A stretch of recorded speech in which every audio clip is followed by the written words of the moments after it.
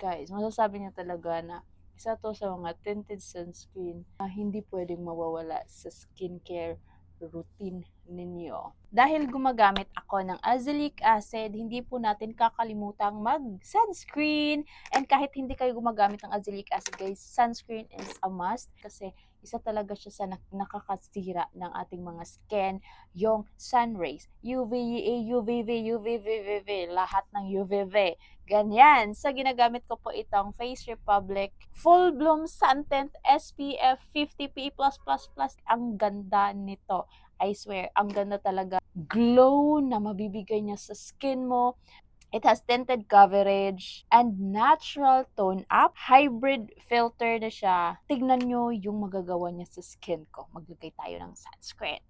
Kahit konti lang yung ilagay nyo guys, ang ganda ng glow nito and natural talaga yung coverage niya sa skin mo. Ayan. So, dito muna tayo maglalagay. I-blend lang natin siya ng maayos. Ang nakikita nyo, meron siyang white cast at first, but pag na-blend nyo na yan ng maayos, guys, masasabi niyo talaga na isa to sa mga tinted sunscreen na hindi pwedeng mawawala sa skincare routine ninyo. Look at the glowing, the glass skin effect na may bibigay niya sa skin niyo. Ito yung walang sunscreen and this is naman na merong Face Republic Full Bloom Sun Tint. Ayan, 'di ba? Kunti nga lang yung nilagay ko pero iba yung glow na may mabibigay niya sa skin mo.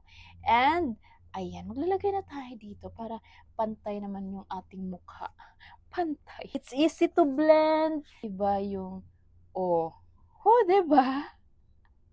Ang ganda ng pagka-glow ng aking skin.